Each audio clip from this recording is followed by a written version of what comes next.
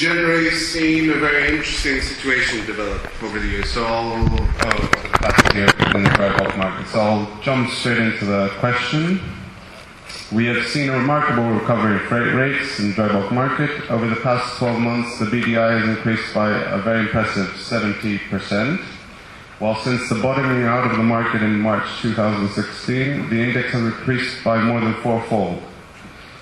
From your experience, and this first question is directed initially to Mr. Triantafyllakis, from your experience, what factors do you feel have driven this recovery in the market? What factors do you feel will drive the market over the coming months, years? And how long do you think the current improvement noted in the market can actually last?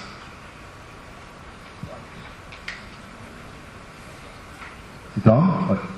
Good day, everybody. It's good to be here in the Marine Money. It's good to be able to exchange some ideas about the market. It's a very interesting and transforming market. Dry bulk suffered quite heavily, as everybody knows, from 2014 onwards with an overcapacity.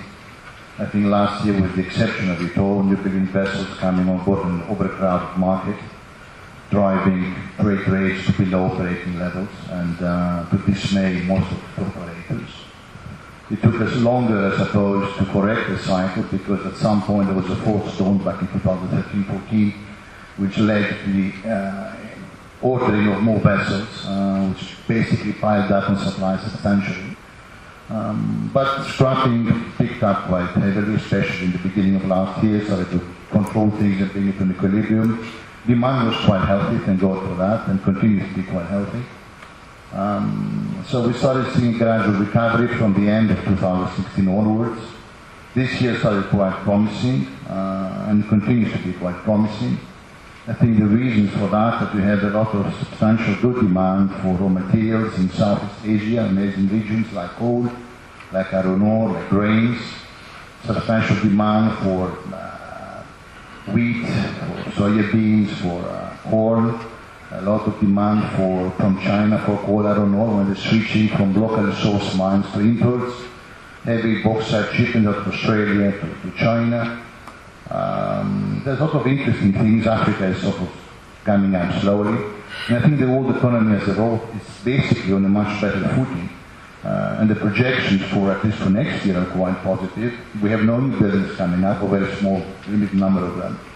So theoretically, the operational use of the fuel is coming to equilibrium. We have not seen so far a major change or switch from eco speeds to full speeds, so the utilization is still quite good. We've seen some interesting new developments, like the new Panama Canal. We've seen a very interesting arbitrage game ourselves a couple of weeks ago, when one of our vessels was told to carry coal from Vancouver, which is West Coast Canada, to Finland, believe it or not, crossing the new Panama Canal. It's quite an expensive and long trip, but I suppose there must be some arbitrage behind all that.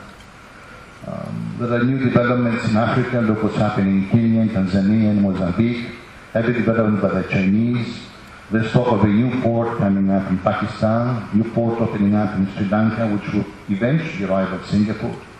And it will give a boost to local in-trade. So I think we're under much better times. The demand is quite good. Supply, at least so far, seems to be contained.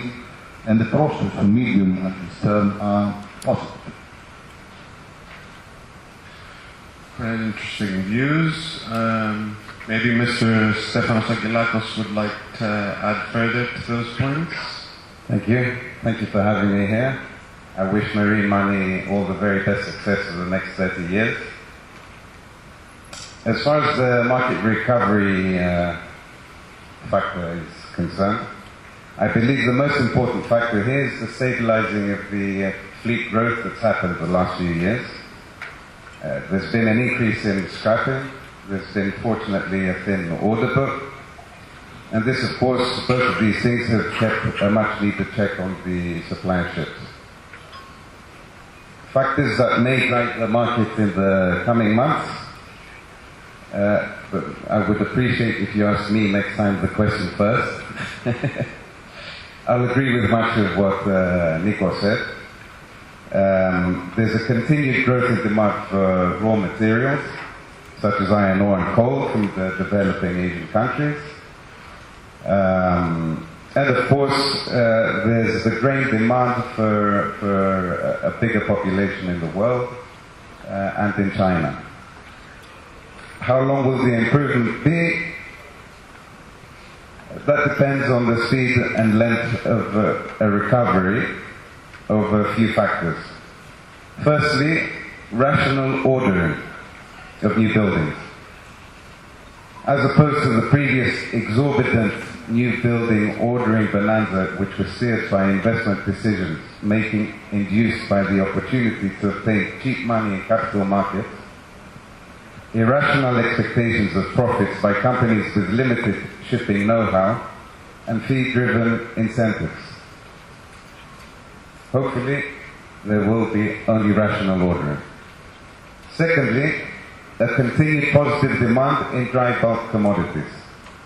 There's positive forecast for world growth, positive forecast for GDP growth, and positive forecast for seaborne trade. Thirdly, geopolitics. For example, China's first One Belt, One Road initiative. And we'll have to see what the US decisions on both the economic and the political arena how that will pan out. And of course, scrapping. Of course, you're asking me to make a prediction, but as we all know here in this room, the only thing that we can predict with confidence is that shipping is unpredictable. Thank you. We all try to do our best to take positions. Along with this improvement in earnings, we've seen sentiment amongst owners and general investors has recovered remarkably, causing during the same time period an average increase in modern asset prices of around 51%. Taking on from your asking to be first in the question, Stephanos, in your opinion, to what extent do you feel this is rational, and do you feel that there is room for further increases, or do you feel we could see a slight downward correction in the near term?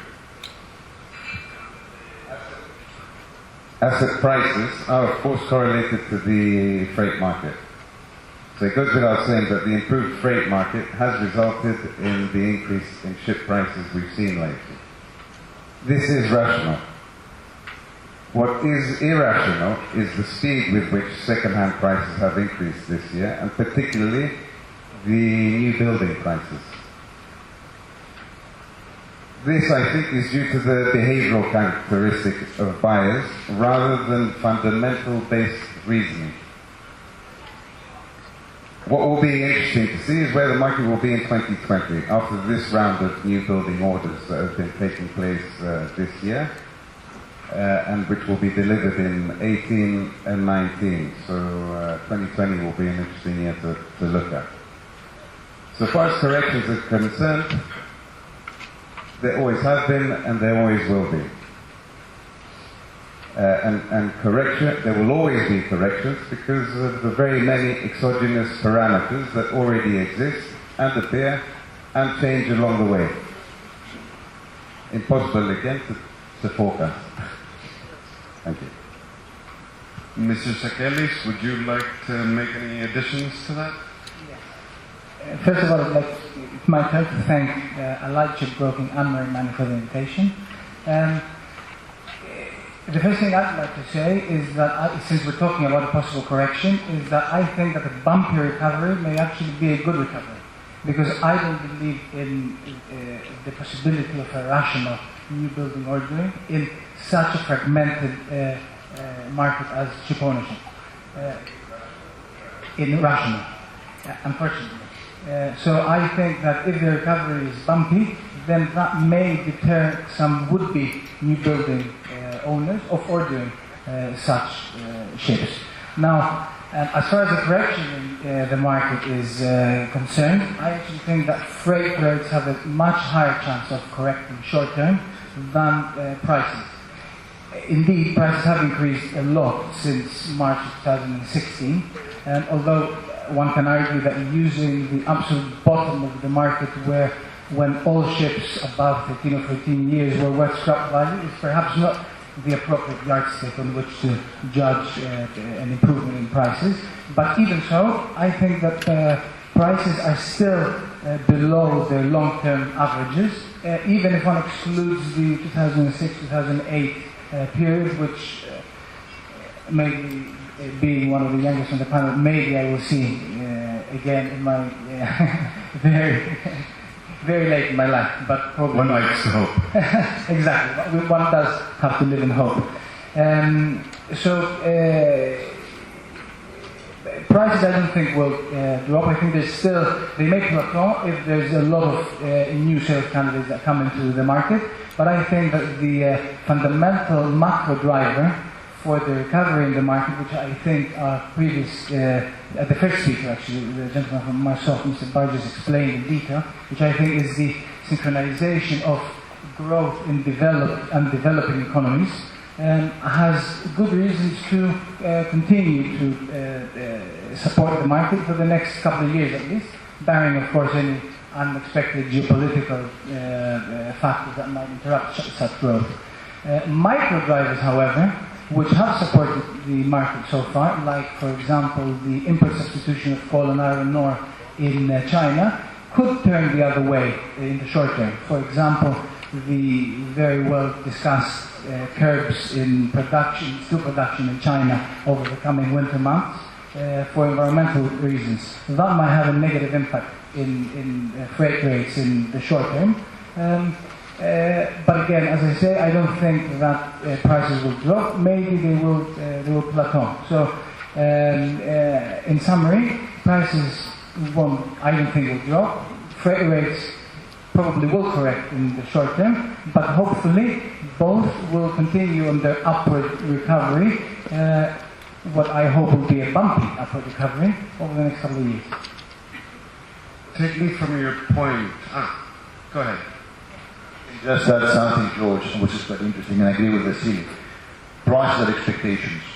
People buy expectations, and you can see that the future is quite rosy. They will pay premium.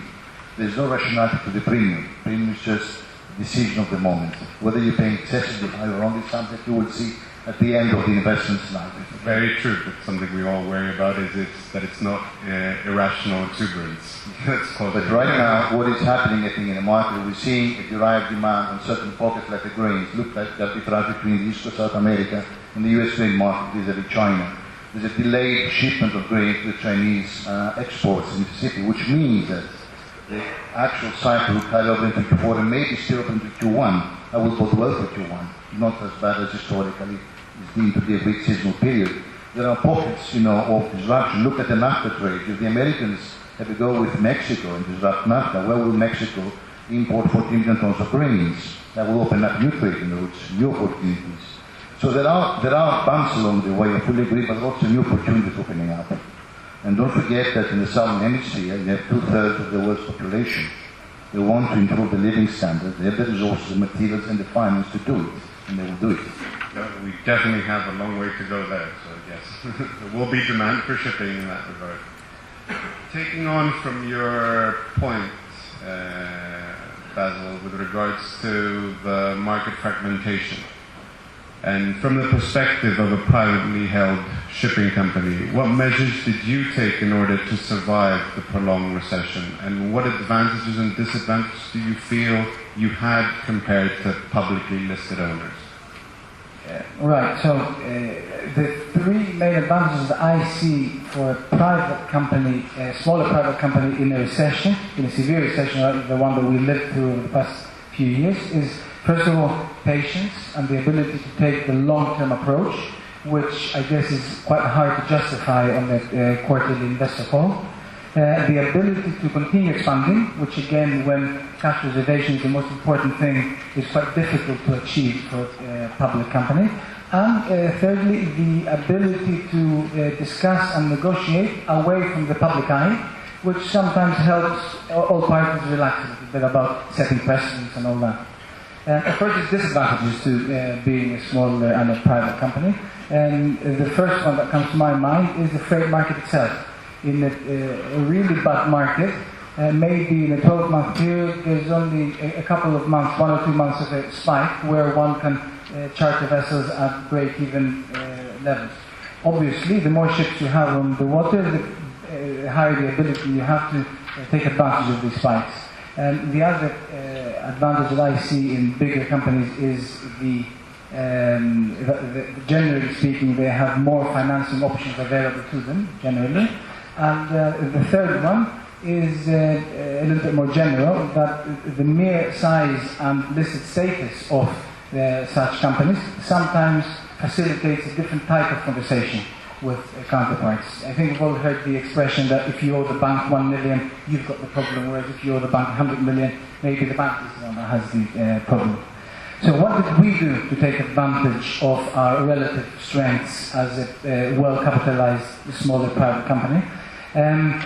The first thing that we did is we made the strategic decision not to cut corners in maintenance and all the rest of it, and we tried to differentiate ourselves in the market by adhering to very strict payment terms and not asking for any relaxation of any of our partners, be it our financiers or our suppliers. And again, we had that flexibility because we have a slightly higher, if you like, short-term cash flow flexibility, being a private company.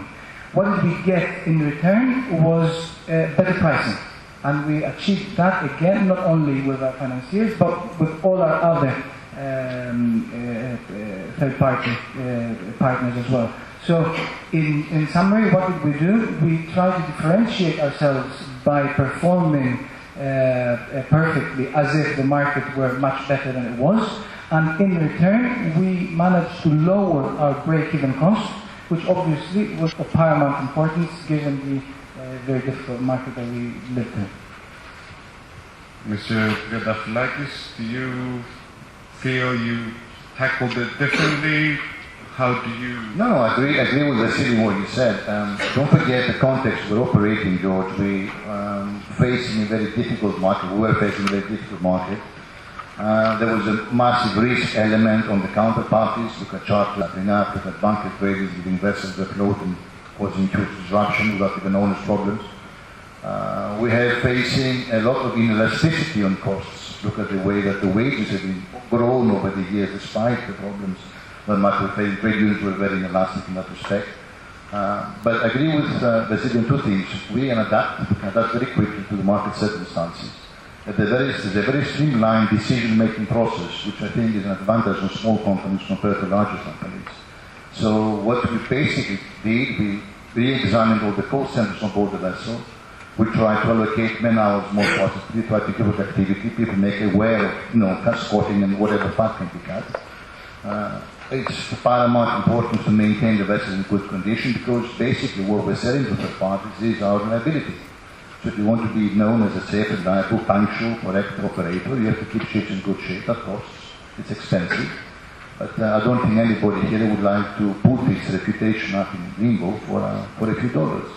So it was a very difficult operation in that respect, but I think the key element is adaptability and the way to take decisions very quickly and understand what's happening and try and talk openly with your lenders to see if you can actually structure part of the loan to get a postponement or deferment, taking all actions possible to buy time. That's all.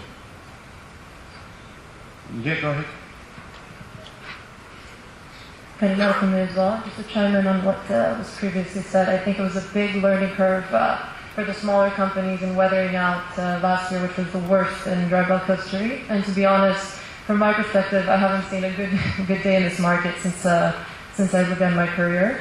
So I think learning curve and focusing on costs, drilling down and securing cash flows while being very open with your banks and getting a longer runway in order to get the returns on the end of the projects, each project. And every company has a strategy in how they enter the market. For example, for us it was industrial-based, long-term, charter out your vessels in order to break even. Not the extreme returns we saw 10 years ago, but in order to be sufficient and safe to weather through this market.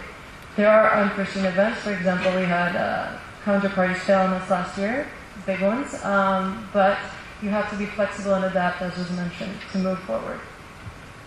Very true, but as we touched upon the subject as well, that financing had been part of the big issue that many companies had to tackle during the recession. And we've seen several changes in the shipping finance the past couple of years. Do you feel that we'll see further change with regards to the market participants, the terms of finance, structure, overall availability of finance over the next couple of years? Definitely, I think we've seen in terms of market participants, in a very unfortunate way, exits, and what used to be the smaller owners now have been absorbed, and the assets have been absorbed by the bigger owners. That's definitely something. So now a 10 vessel owning company is what used to be a smaller player. It definitely makes it more difficult to access finance. Whoever was set up in the past with pure banking finance now has to extend and restructure in order to have a bigger runway, as I mentioned before. Because in terms of cost of capital now, going out, bank finance definitely has appreciated. So even if we go and compare the previous rates of L plus 1 and 2%, that doesn't exist, and the advanced rate that we see in the past. So now we have to get accustomed to L plus 4, but also find bridge financing and more opportunistic cases where what worries me is that while it is a good market to enter still, I think relatively speaking, despite prices have appreciated, I don't know if getting tied up into capital that's that expensive, and we don't know what's going to happen next year, if there's going to be refinancing options. We might be very bullish on the market. We might, be more traditional and see that there is a steady improvement. We're still, quote unquote, scared to go out, order, and make vast moves. But still, what is your backup plan if you get stuck into very expensive capital? Very true. Clint, you feel from your perspective you've seen something different in U.S. markets with regards to different availability and structures? Good morning, and not necessarily. I think that you've seen a slow stream of exit of traditional Western ship finance, and the banks becoming more selective. With new market entrants, specifically some of the Asian banks, I don't really see them fully stepping in and replacing those traditional Western capital sources that are leaving.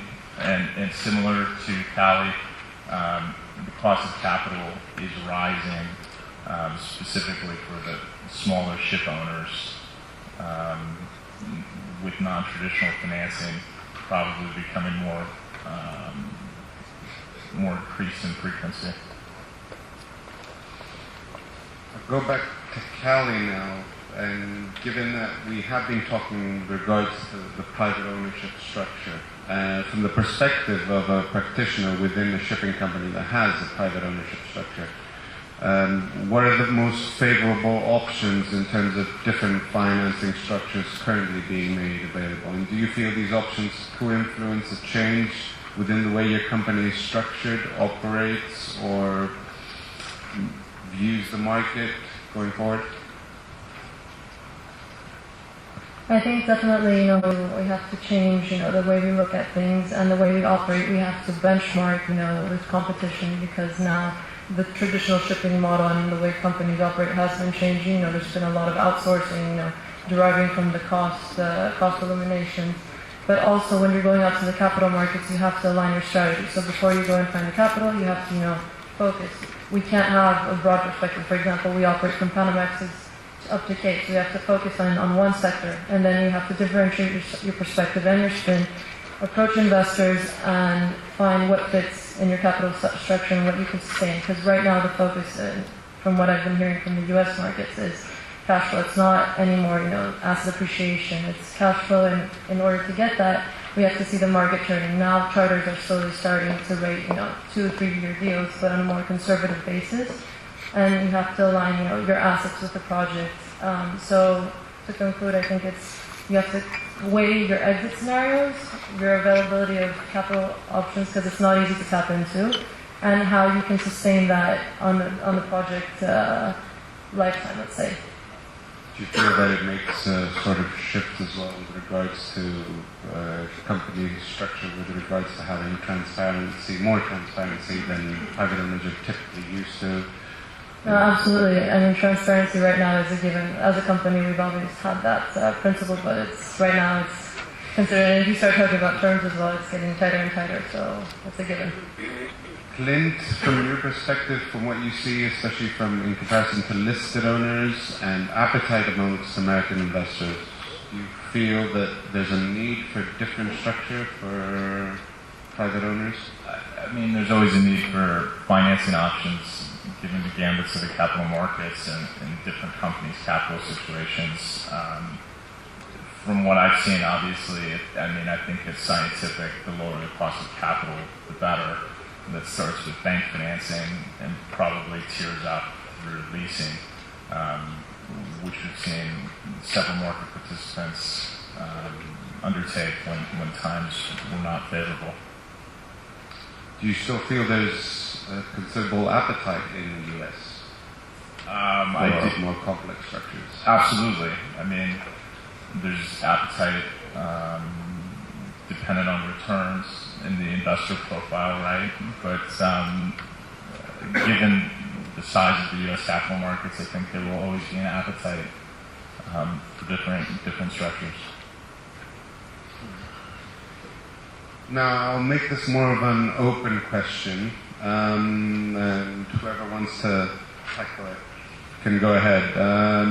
A lot of what we've been talking about, generally over the past couple of years, has been the fact that there's an always over-looming threat with regards to shipbuilding capacity, and to what extent we feel there could be a new surge of new contracting over the next couple of months that could essentially push for another glut in the supply of the global tonnage.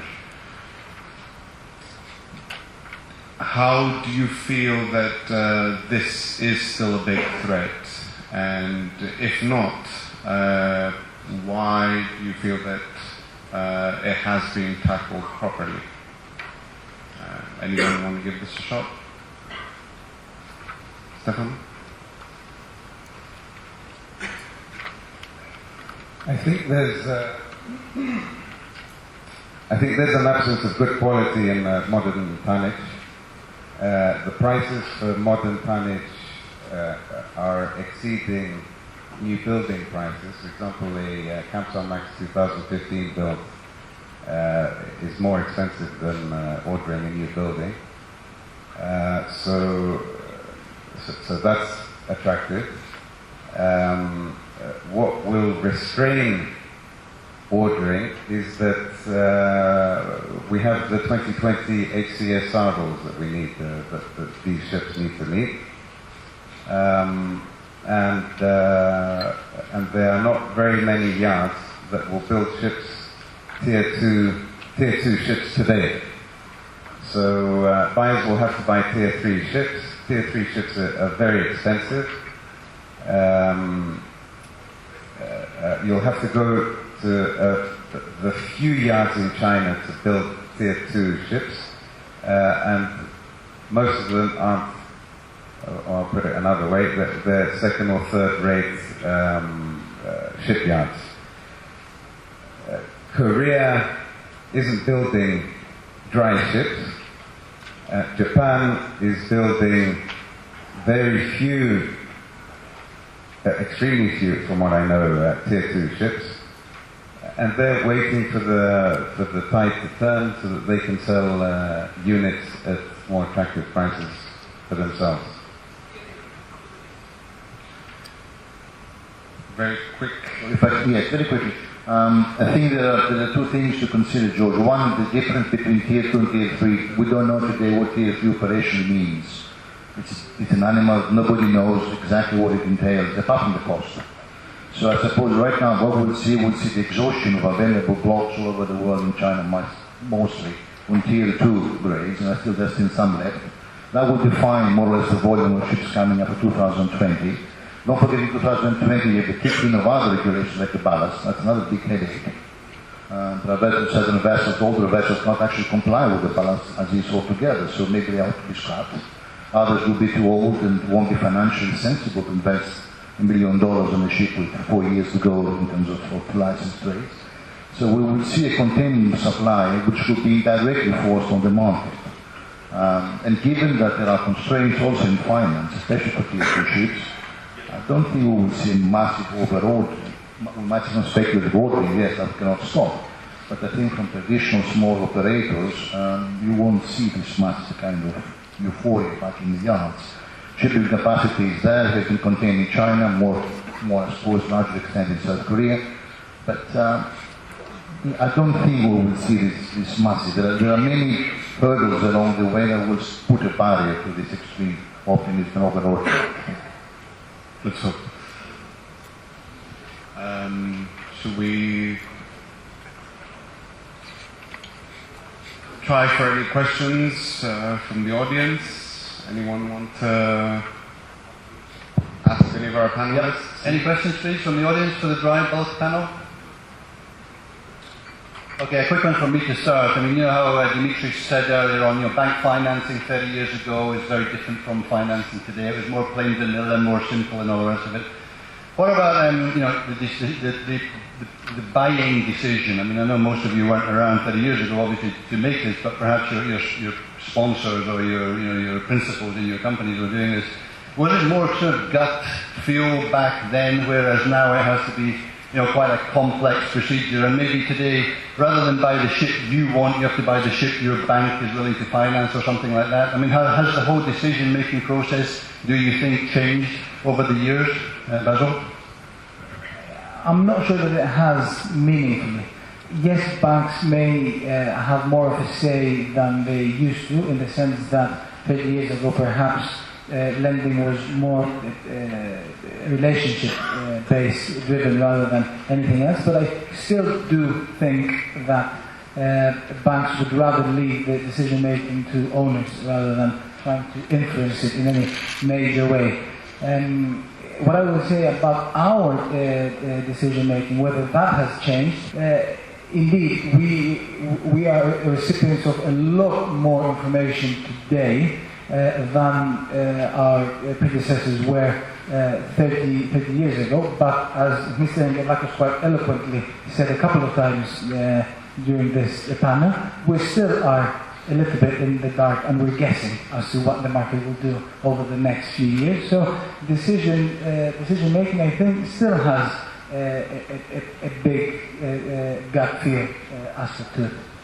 Thank you. Stephanos, do you have any comments on that perhaps?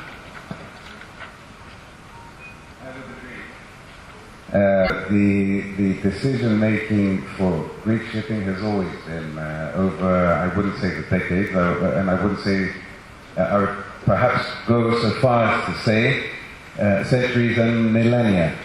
It is something that all of us here in our room, whether we know it or not, whether we like it or not, it's in our DNA, and that's why we are the Greek shipping champions of the world.